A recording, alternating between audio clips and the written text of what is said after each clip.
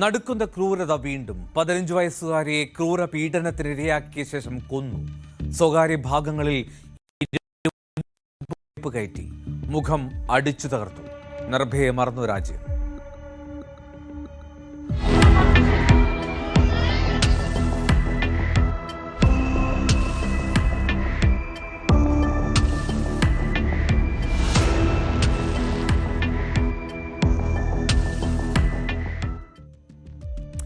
അസമിൽ അവിടെ ഗുവാഹത്തിക്കടുത്ത ഹൈലകണ്ടി എന്ന ജില്ല, അവിടെയാണ് മനുഷ്യ മനസാക്ഷിയെ ഞെട്ടിച്ച ആ സംഭവം നടക്കുന്നത്.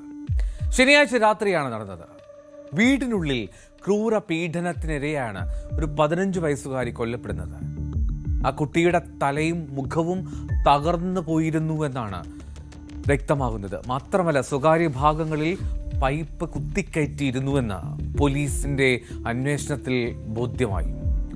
ചൊവ്വാഴ്ച രാത്രി ഏതാണ്ട് 11 ഈ കത്ലിച്ചെറ എന്ന പോലീസ് സ്റ്റേഷൻ പരിധിയിലുള്ള വീട്ടിലാണ് ഇത്തരത്തിലൊരു അതിക്രൂരമായിട്ടുള്ള സംഭവം നടക്കുന്നത്. ആ സംഭവം നടക്കുമ്പോൾ ആ പെൺകുട്ടി മാത്രമാണ് ആ വീട്ടിലുണ്ടായിരുന്നത്. സമീപത്തുള്ള ബന്ധുവിൻ്റെ വീട്ടിൽ അവിടെ ഒരു വിരുന്ന് നടക്കുന്നുണ്ടായിരുന്നു. അവിടെയായിരുന്നു മാതാപിതാക്കൾ, ബന്ധുക്കളൊക്കെ. രാത്രി വൈകി കുടുംബാംഗങ്ങൾ തിരികെ എത്തിയപ്പോഴാണ് പെൺകുട്ടിയെ ആ വീടിനുള്ളിൽ രക്തം വാർന്ന് മുഖമൊക്കെ തകർന്ന നിലയിൽ മരിച്ച നിലയിൽ കണ്ടെത്തുന്നത്. ആ പെൺകുട്ടിയുടെ തല, മുഖം ഒക്കെ തിരിച്ചറിയാൻ കഴിയാത്ത വിധം ക്രൂരമായി അടിച്ച് തകർത്ത നിലയിലായിരുന്നുവെന്ന് ആ വീട്ടുകാർ, ബന്ധുക്കൾ പറയും. এভাবে একটা মেয়ের অত্যাচার করে কেউ মারতে পারে আমি ভাবতে পারি না। আমার কাছে একটাই যে আমরা মেয়ে হওয়াটা তো কোনো অপরাধ নাই। যদি মেয়ে হওয়াটা অপরাধ হয় তাহলে আমরা মেয়ে হওয়ার কোনো প্রয়োজন নেই। তো আমি একটা জিনিসই চাই, তাই আমরা উচিত বিচারটা আমরা পাইতাম।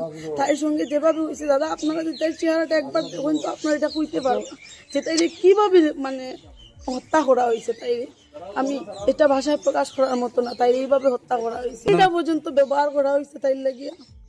আর তা কইতাম এই যে তাই মুখের এই সাইডগুলো তাই টুটিলি নাই, মানুষের যে মুখ থাকে তার কোনো চেহারাই নাই।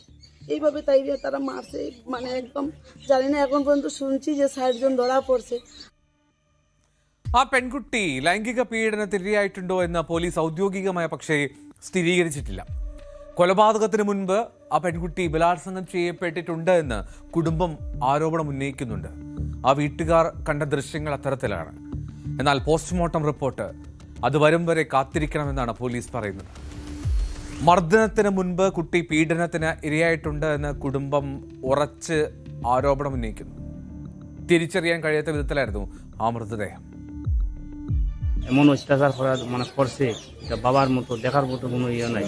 মূলঙ্গ অবস্থায় কাপড় নাই করে পাওয়া গেছে। অন্যরকম আমরা চাই তাড়াতাড়ি এটা শাস্তি যাতে দেওয়া উত্তারে। আর ধরা হয়েছে আসামি, আরও যাতে 2-4 জন যদি 5 জন থাকে যাওয়া থাকে, তাড়াতাড়ি এটা ধরা হইতো, ওটাও চাই। চাই না ন্যায় বিচার চাই, তারা যাতে ফাঁসি হয় ওটাও চাই। এরকম যে ঘটনা করছে আর যাতে ওয়ে না, ওটাও চাই প্রশাসন. സംഭവത്തിൽ രോഷാകുലരായിട്ടുള്ള നാട്ടുകാർ വലിയ പ്രതിഷേധമുയർത്തി.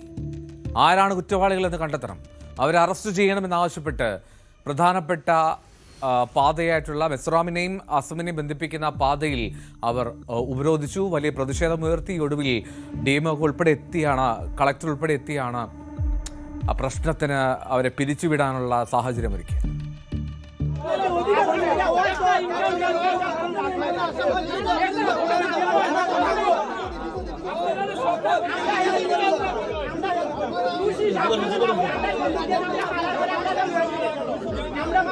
আপনারা একটা এনকাউন্টার করেন, আপনারা জয় জয়কার করুন।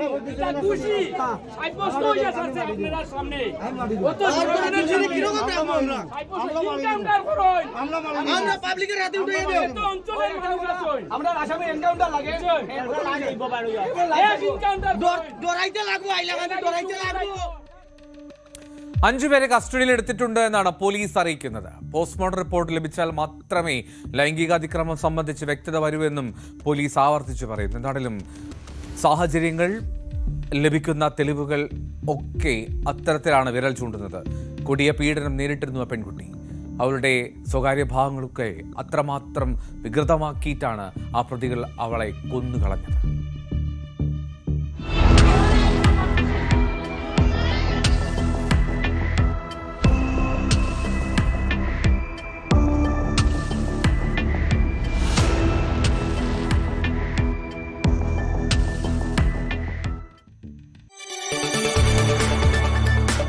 കൂടുതൽ വാർത്തകൾക്ക് news 18 Keralam YouTube channel subscribe ചെയ്യുക.